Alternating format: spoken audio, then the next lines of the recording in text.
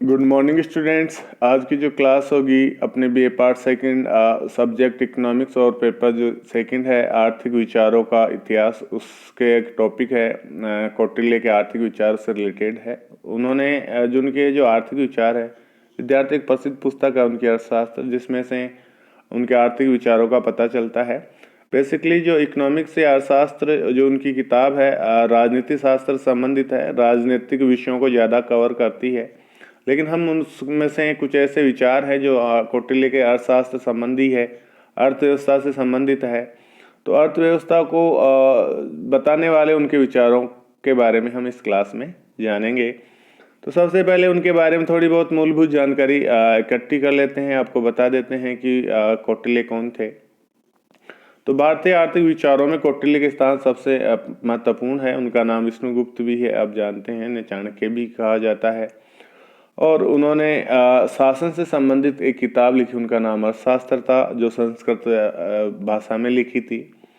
तो उन्होंने अपनी पुस्तक में देखिए अर्थव्यवस्था से संबंधित न होकर राजनीतिक शास्त्र से संबंधित ज़्यादा विषय थे। क्या क्या थे? राज्य के शासन, भूमि सुधार, उद्योगों के प्रबंध, व्यापार, सेना, विदेश नीति, करारोपण, श्रमिक आदि सभी विषयों का समावेश किया है।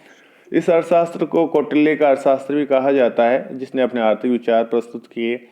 इसमें से जो एक परिभाषा हम देख लेते हैं कि परिभाषा क्या दी अर्थशास्त्र की, कि मनुष्य की आजीविका और मनुष्य द्वारा उपयोग में ली जा रही भूमि दोनों को ही अर्थ के नाम से पुकारा जाता है। ऐसी भूमि को ग्रहण करने और सुरक्षा से जुड़े साधनों का विवेचन करने वाले शास्त्र को अर्थशास्त्र कहा जाता है। विद्यार्थियों, इनकी जो परिभाषा है, उत्पादन के वर्तमान में 4 साधन माने जाते हैं: भूमि, श्रम, पूंजी और उद्यमी। तो उस समय उद्योगों का इतना आधार नहीं था। जो मूल अर्थव्यवस्था टिकी हुई थी, कृषि पर ही टिकी हुई थी, और कृषि जो है भूमि से संबंधित है, तो उन्होंने भूमि का ही अपनी परिभाषा में शामिल किया है। और कृषि को उन्होंने अर्थशास्त्र का प्रमुख भाग माना है। उद्योग बिल्कुल नगण्य थे, व्यापार भी हल्का फुल्का उस समय होता था। तो आर्थिक नियमों और उनके प्रतिपादन हेतु कौटिल्य ने अपने समय में जिन तर्कों सिद्धांतों का उल्लेख किया है, उनके अधिकतर सिद्धांत आज के आधुनिक समाज में उतने ही कारगर और उपयोगी सिद्ध होते हैं। कौटिल्य ने बताया कि आर्थिक विचार किस प्रकार उस किताब में से स्पष्ट होते हैं। तो सबसे पहले हम इनको बिंदुओं में देखते हैं। वरत एक शब्द का प्रयोग किया है कौटिल्य ने अपनी पुस्तक में, जिसका तात्पर्य है राष्ट्रीय अर्थशास्त्र। इन्होंने राष्ट्रीय अर्थव्यवस्था के अंतर्गत कृषि, व्यापार और पशुपालन को शामिल किया है। अब इसमें आप देख रहे हैं कि उद्योग को शामिल नहीं किया। क्यों नहीं किया? क्योंकि उसमें ज़्यादा ये उद्योग है प्रचलित नहीं था। करारोपण की व्यवस्था है, उसके तहत कौटिल्य ने बताया कि राज्य को व्यय को सुचारू रूप से चलाने के लिए करों की व्यवस्था जरूरी है, क्योंकि बिना करों के राज्य अपना खर्चा नहीं चला सकता। बिना आय के अपने बहुत सारे राज्य के खर्च होते हैं जिनका प्रबंध नहीं कर सकता। तो उन्होंने कर बताए कौन कौन से, कि बाहर से कोई वस्तुएं आ रही उन पर आयात कर लगा दिया जाए, चुंगी शुल्क लगा दिया जाए।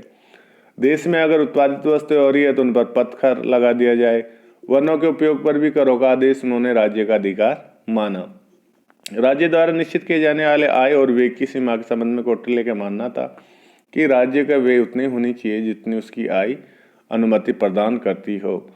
श्रम कल्याण के संबंध में कौटिल्य का क्या मत था? विद्यार्थियों, श्रम कल्याण से संबंधित उनका विचार सकारात्मक था। वे चाहते थे कि श्रमिकों की जो मजदूरी है उनके न्यूनतम जीवन स्तर को वहन करने योग्य होनी चाहिए। मजदूरों की परिश्रम की दरें समय, स्थान और उनकी दशाओं को ध्यान में रखकर निर्धारित की जानी चाहिए। कृषि के संबंध में क्या विचार थे कौटिल्य के? कौटिल्य ने राज्य के सभी व्यवसायों को 3 भागों में बांटा: कृषि, पशुपालन, वाणिज्य। इस बात का आप विशेष तौर पर ध्यान रखिए कि उन्होंने इसमें उद्योग को शामिल नहीं किया। कृषि, पशुपालन और व्यापार। सबसे ज्यादा महत्वपूर्ण कृषि को ही माना गया, क्योंकि वही उस समय आजीविका के साधन थे। सभी लोग उसी पर निर्भर थे, सभी लोग उसी में रोजगार मिलता था। तो कौटिल्य ने सुझाव दिया कि कृषि के विकास के लिए राजा को चाहिए कि वह बेकार या बिना उपयोग में आ रही भूमि को किसानों को रहने की अनुमति दे, ताकि वहां रहते उस बेकार भूमि का उपयोग कर सके। राजा उन्हें बीज, बैल और आर्थिक सहायता भी प्रदान करें, उन्हें कर्ज प्रदान करें, करों में छूट दें, सिंचाई के लिए तालाब और कुओं का निर्माण करें, बांधों का प्रबंध करे आदि राजा के अधिकार क्षेत्र और कर्तव्यों में शामिल होना चाहिए ताकि अर्थव्यवस्था की गति मिल सके, आर्थिक विकास हो सके। दास प्रथा के संबंध में कौटिल्य का जो विचार था वो बिल्कुल कट्टर विरोधी था। उन्होंने कहा कि दास प्रथा मानवता के विरुद्ध अवैध है और इन्होंने उनका विरोध किया, और ऐसा करने के लिए कोई मजबूर करता है तो ऐसे व्यक्ति को दंड का भागी बनना चाहिए। व्यापार और उद्योग नीति के बारे में क्या विचार थे कौटिल्य ने अपनी पुस्तक अर्थशास्त्र में व्यापार और औद्योगिक नीति विवेचना राज्य की व्यवस्था को ध्यान में रखते हुए कहा। उनका मानना था कि राज्य के विकास और सुदृढ़ता के लिए राज्य के कोष में पर्याप्त धन का होना जरूरी है। उन्होंने व्यापारिक वस्तुओं पर कर लगाने का सुझाव दिया ताकि राज्य के कोष में धन की पर्याप्त मात्रा में पूर्ति हो सके। विद्यार्थियों खानों के संबंध में उस समय जो खाने हैं वो भी राज्य की आय का एक प्रमुख हिस्सा होती थी। खानों से मिलने वाला जो कर था राज्य के अधिकार क्षेत्र में ही आती थी। सोना चांदी जैसी बहुमूल्य धातुएं खानों से ही मिलती है। कौटिल्य का मानना था कि बड़ी खानों में लागत कम आती है, अतः श्रेष्ठता की श्रेणी में आती है।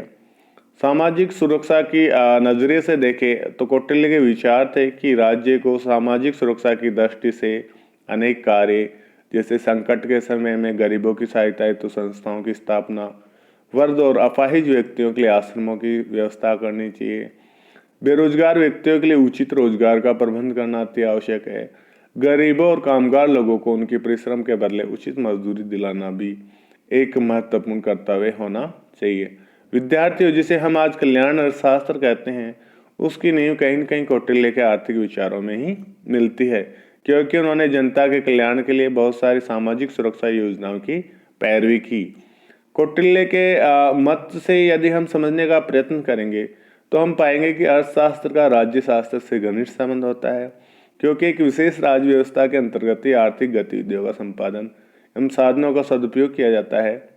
यही कारण है कि कौटिल्य का जो अर्थशास्त्र है उनको राजनीतिक अर्थशास्त्र भी कहा जाता है। तो विद्यार्थियों, ये जो क्लास है इससे मैं आपको कौटिल्य के अर्थशास्त्र से संबंधित, अर्थव्यवस्था से संबंधित जो विचार है उससे आपको परिचित करवाया, और इससे संबंधित एक बड़ा क्वेश्चन आपकी एग्जाम में आता है, तो उस लिहाज से इसे आप अच्छे से तैयार करें। Thank you so much.